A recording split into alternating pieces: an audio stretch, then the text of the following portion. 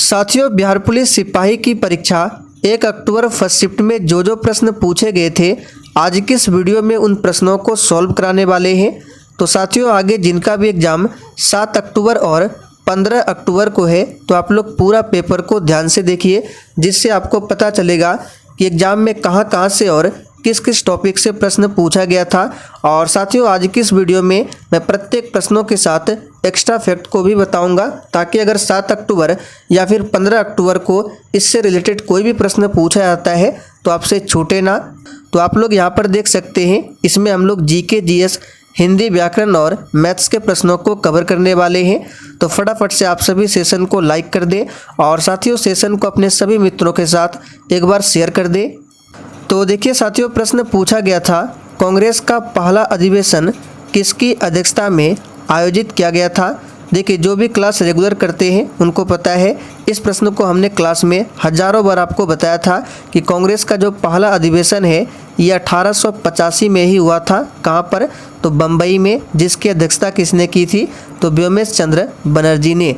तो एग्जाम में ऑप्शन में कुछ इस तरह से था कि व्योमेश चंद्र बनर्जी की अध्यक्षता में बम्बई में। तो आपका आंसर, अगर आपने व्योमेश चंद्र बनर्जी की अध्यक्षता में बम्बई को टिक किया था, तो आपका बिल्कुल सही जवाब होगा।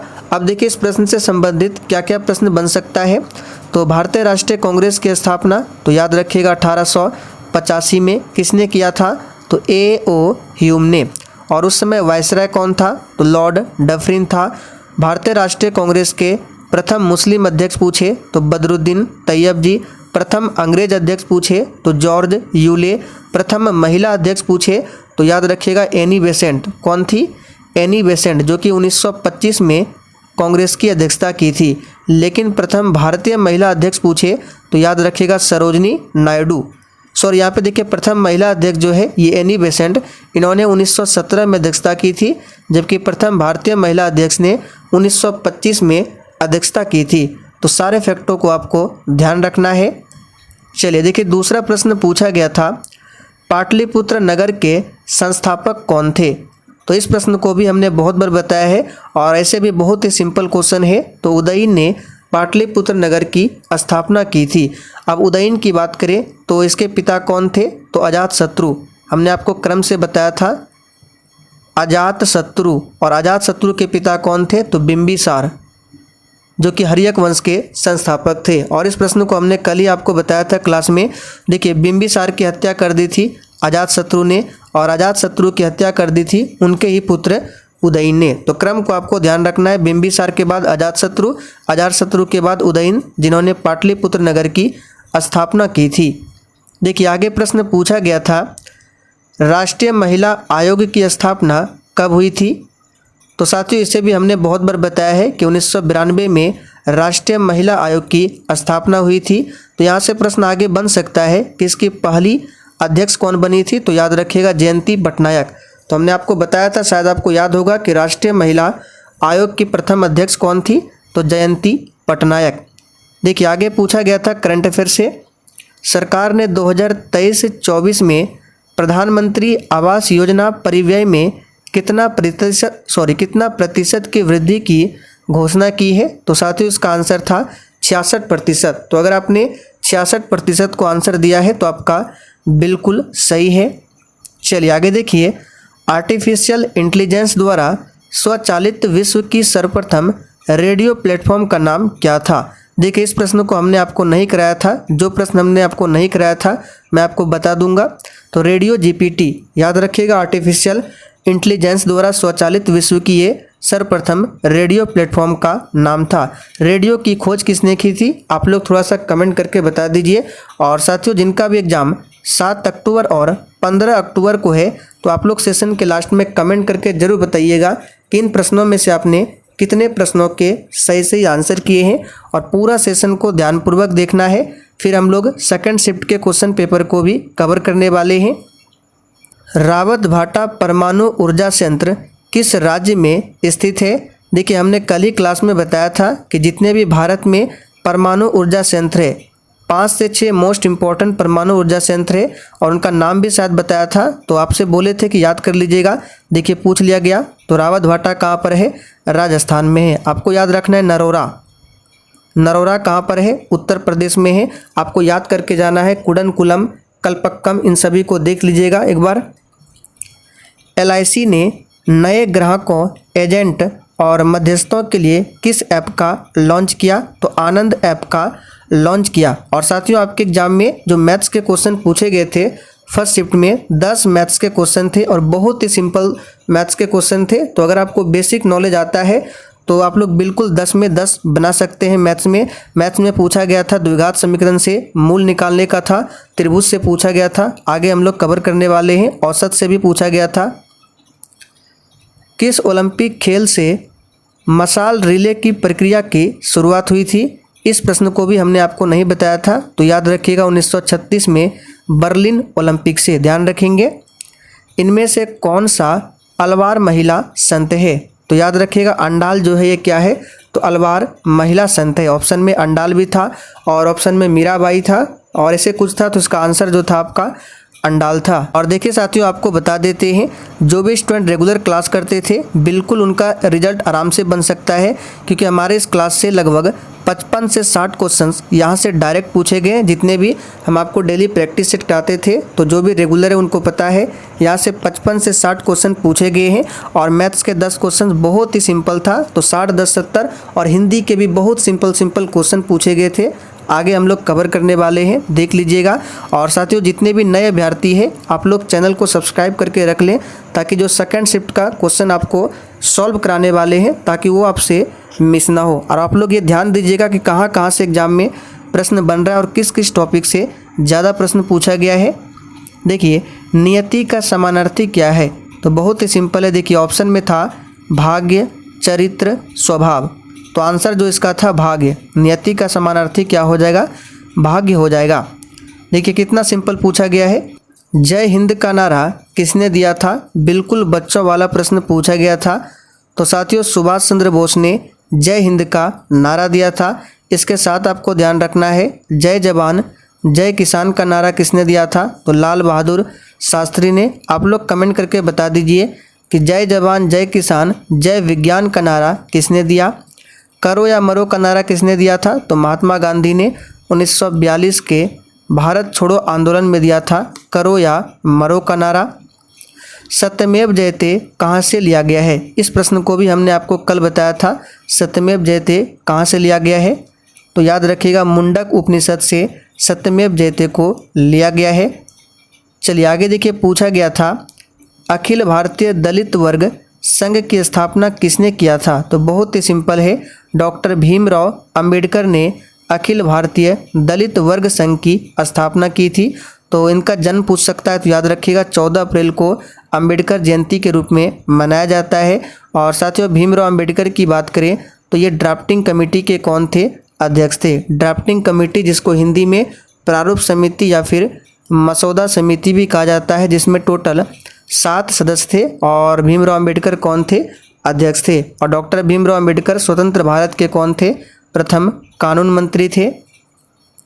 आगे देखिए, पूछा गया था भारतीय समाज सेवक जिसको इंग्लिश में कहते हैं सर्वेंट ऑफ इंडिया सोसाइटी, तो इसकी स्थापना किसने किया था?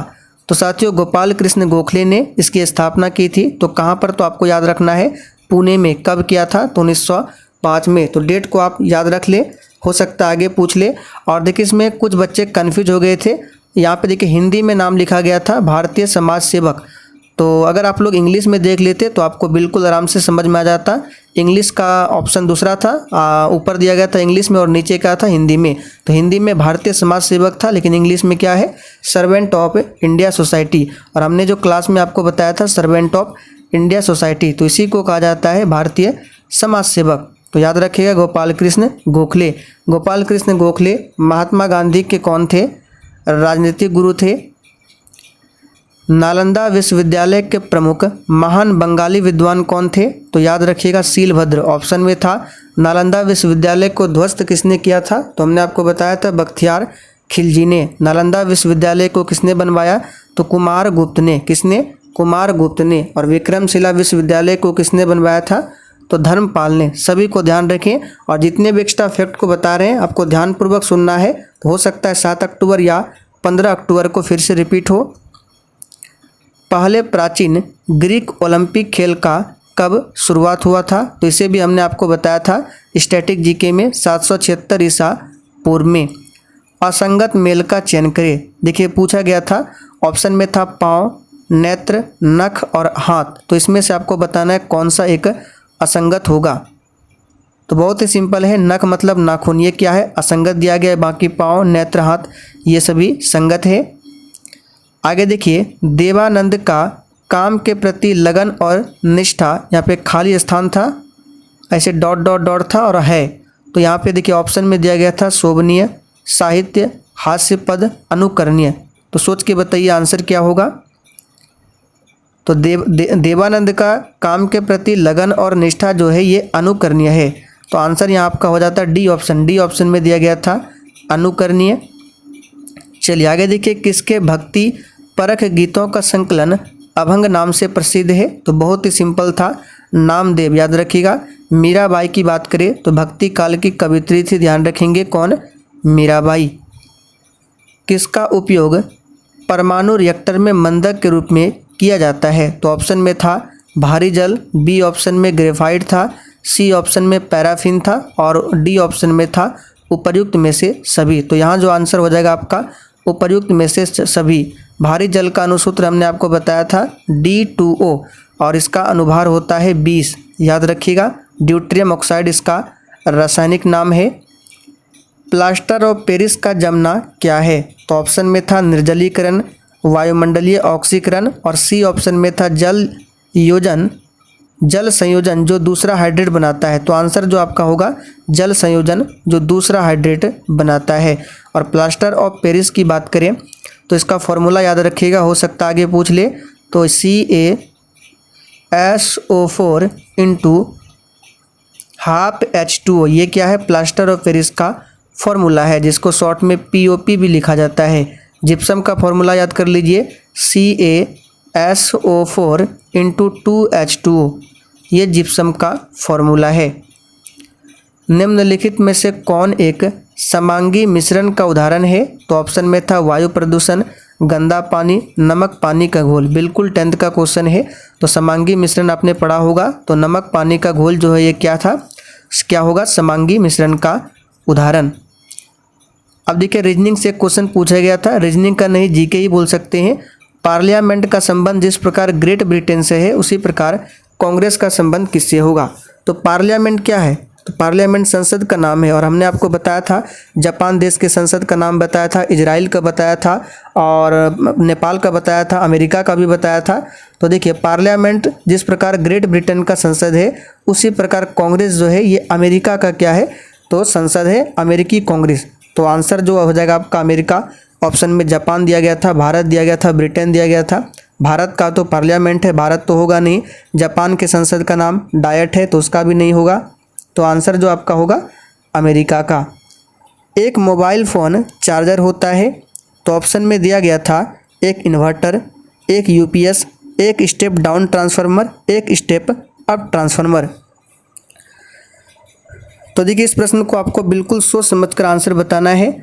बहुत ही सिंपल है। मोबाइल चार्जर क्या करता है? तो जब मोबाइल चार्जर को लगाते हैं तो बिजली को क्या करता है? कम करता है। कम करने आने के स्टेप यहाँ अप नहीं होगा, बढ़ाता नहीं घटाता है। तो घटाना का मतलब डाउन। तो एक स्टेप डाउन ट्रांसफार्मर है। तो वो AC को DC में बदलता है। तो ये हो गया एक स्टेप डाउन ट्रांसफार्मर। अब देखिए, मैथ्स के क्वेश्चन पूछे गए थे। 4 सेंटीमीटर भुजाओं वाले एक समबाहु त्रिभुज का क्षेत्रफल क्या है? तो डायरेक्ट सूत्र पे बनेगा। तो समबाहु त्रिभुज का फॉर्मूला आपको पता होना चाहिए। यहाँ पे लिख देते हैं √3/4 इंटू भुजा स्क्वायर। ये क्या होता है? समबाहु त्रिभुज का फॉर्मूला है। तो चलिए इसको सॉल्व करते हैं। तो √3/4 √3/4 गुने भुजा स्क्वायर। तो भुजा दिया गया है 4, तो 4 गुने 4। अब देखिए 4 से 4 कैंसिल, तो आंसर हो जाएगा आपका 4√3। तो ऑप्शन ए में दिया गया था 4√3 वर्ग सेंटीमीटर। तो आंसर आपका ये हो जाएगा 4√3 वर्ग सेंटीमीटर। अब यहाँ पे पूछा गया था निम्नलिखित में से कौन एक उपधातु है? तो देखिए, ऑप्शन में था सोडियम, लोहा, तांबा और आर्सेनिक। तो आप लोग सोच समझ कर थोड़ा सा बताइए कौन सा एक उपधातु होगा। और देखिए साथियों, जिसने अभी तक सेशन को लाइक नहीं किया है तो प्लीज़ आप सभी से रिक्वेस्ट है कि आप सभी सेशन को दिल से लाइक कर दें, क्योंकि हम आपके लिए काफ़ी मेहनत कर रहे हैं और अभी भी रेगुलर क्लास चल रहा है। आज भी आपको क्लास करने हैं 8 बजे, और ध्यान दीजिए 8:30 की जो क्लास है 8:30 बजे की क्लास आज बंद रहेगा, कल से रेगुलर होगा। तो यहाँ पे आर्सेनिक क्या हो जाएगा, उपधातु, जबकि सोडियम लोहा तांबा क्या है, धातु है, ध्यान रखेंगे। चलिए, खेलों में उत्कृष्ट के लिए कौन सा पुरस्कार दिया जाता है? तो बहुत ही सिंपल है, इसमें दिया जाता है, देखिए ऑप्शन में था अर्जुन पुरस्कार, जमनालाल बजाज पुरस्कार, मातृ देवी पुरस्कार, टैगोर पुरस्कार। तो आंसर बताइए क्या होगा? तो इसका आंसर होगा अर्जुन पुरस्कार। और एक्स्ट्रा फैक्ट को ध्यान रखिएगा, अर्जुन पुरस्कार की शुरुआत कब किया गया था? तो 1961 में। चलिए आगे देखिए, जो सब कुछ जानता हो वह क्या है? तो हिंदी में हमने आपको बताया था परसों ही, जो सब कुछ जानता हो सर्वज्ञ कहलाता है। निम्न वाक्यों को क्रम से लिखना था, ये भी हिंदी व्याकरण के क्वेश्चन है, आप लोग खुद ही देख लीजिए। हिंदी व्याकरण में बहुत सिंपल था, 10 में से 10 आंसर आप लोग कर सकते हैं हिंदी में, और मैथ में भी 10 में 10। तो इधर आपका 20 हो गया। बाकी हमारे क्लास से जीके जीएस से 55 से 60 क्वेश्चन पूछे गए हैं, डायरेक्ट और इनडायरेक्टली। इनडायरेक्टली का मतलब होता है जो हम आपको एक्स्ट्रा फैक्ट बताते हैं। तो 60, 20, 80 ऐसे ही आपका पूरा गया। बाकी आप लोग अंदाज से भी बना सकते हैं 7 से 8 क्वेश्चन। तो देखिए, इसको क्रम से अगर सजाएंगे तो क्या होगा, ध्यान से देखिए थोड़ा सा। तो वहाँ पे एग्जाम में ऐसे ऑप्शन में दिया गया था 1, 2, 3, हम आपको सिर्फ यहाँ पे लिख के बता रहे हैं। तो सबसे पहले जो होगा, एक कौवा को प्यास लगी, तो आपका पहला हो जाएगा ये। दूसरा क्या होगा, तो बगीचे में उसने घड़ा देखा, तो ये हो जाएगा चौथा। उसके बाद घड़े में पानी बहुत नीचे था, इसके बाद ये, और लास्ट में क्या होगा, कौवा घड़े में कंकर डालने लगा। ये कहानी आप लोगों ने सुना होगा। तो बहुत ही सिंपल है। देखिए आगे पूछा गया था, एक वस्तु 16 मीटर की ऊंचाई से मुक्त रूप से धरती की ओर गिरता है, तो धरती से टकराने में लगा समय कितना होगा? तो इसका आंसर था 1.8 सेकेंड, और ये ऑप्शन बी में दिया गया था 1.8। ऑप्शन ए में था 0.9, सी में था 2.8 और डी में था कुछ और याद नहीं है। तो यहाँ पे आंसर जो हो जाएगा बी हो जाएगा, ठीक है। चलिए आगे देखिए, एक घर में बिजली के उपकरण किस क्रम में जुड़े होते हैं? और साथियों, अगर आपको और भी कुछ क्वेश्चन याद हो तो आप लोग कमेंट करके बता सकते हैं। ये कुछ क्वेश्चन थे जो हमको मिला है। तो एक घर में बिजली के जितने भी उपकरण होते हैं, हमने आपको हजारों बार बताया था कि समांतर क्रम में होता है, और कल ही बताया था आमीटर और वोल्ट मीटर को। तो इसको याद कर लीजिएगा, आमीटर को विद्युत परिपथ में किस क्रम में जोड़ते हैं और वोल्ट मीटर को किस क्रम में जोड़ते हैं, और एक आदर्श आमीटर का प्रतिरोध और एक आदर्श वोल्ट मीटर का प्रतिरोध। तो इसको एक बार देख लीजिए।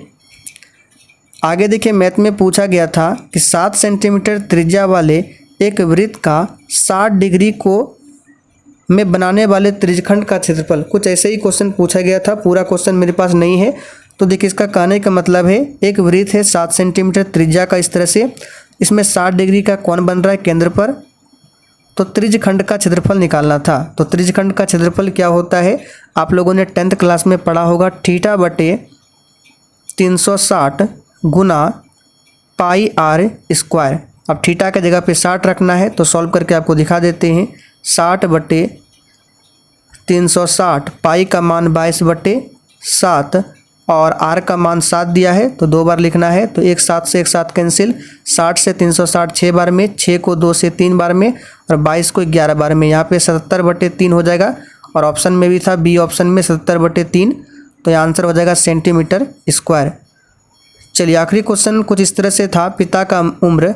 ये पूरा क्वेश्चन मेरे पास नहीं है, तो अगर ये क्वेश्चन अगर आपके पास हो तो आप लोग कमेंट करके बता सकते हैं। एक क्वेश्चन पूछा गया था फिगर से, इस तरह से कुछ चित्र था, उसमें बताना था कितने त्रिभुज है। चलिए आपको वो भी दिखा देते हैं। तो आप लोग यहाँ पर इमेज में देख सकते हैं, इस तरह से कुछ एग्जाम में चित्र पूछा गया था, इसमें बताना था कितने त्रिभुज है। तो आप लोग थोड़ा सा काउंट करके बताइए, तो फटाफट से देखते कितने बच्चे आंसर कर पाते हैं। और जिसने अभी तक लाइक नहीं किया है, फटाफट से लाइक कर दीजिए, और आंसर का वेट कर रहे हैं। और तो तब तक आप लोग एक बार सेशन को भी अपने सभी ग्रुपों में ज़रूर शेयर कर दें। तो चलिए काउंट करके देखते हैं। तो सबसे पहले देखिए, एक यहाँ पे 2, 3, 4, 5, 6, 7, 8 ये हो गया। अब देखिए ये पूरा 9 हो गया दोनों मिला के, ये 10, 11, 12। अब देखिए इस तरह से पूरा ये एरिया ये 14 हो गया और ये क्या हो गया 15। और उसके बाद देखिए फिर ध्यान से ये 15 हो गया, फिर इस तरह से भी 16, फिर इस तरह से भी ये 17 हो गया और ये 18। सॉरी यहाँ पे कुछ मिस हुआ है, फिर से काउंट कर लेते हैं। देखिए ये तो हो गया आपका 1 2 3 4 5 6 7 8। 8 के बाद ये पूरा हो गया 9, ये हो गया पूरा 10, ये 11, ये हो गया आपका 12 और 12 के बाद 13 14 15, 15 हो गया और 4 अंदर में इस तरह से देखिए 15 के बाद ये पूरा 16, ये पूरा 17, ये पूरा इस तरह से 18 और लास्ट में ये पूरा 19। आप लोग काउंट कर लीजिएगा, 19 पूछ जाएगा तो आंसर में था 19, तो इसका आंसर जो हो जाएगा 19 हो जाएगा। तो साथियों ये कुछ क्वेश्चन थे जो हमने आपको सॉल्व करा दिया। सेकंड शिफ्ट का भी आपको सॉल्व करा देंगे। तो जितने भी न्यू स्टूडेंट हैं फटाफट से आप लोग चैनल को सब्सक्राइब कर लीजिए। और पीडीएफ की बात करें तो टेलीग्राम पर आपको पीडीएफ मिल जाएगा।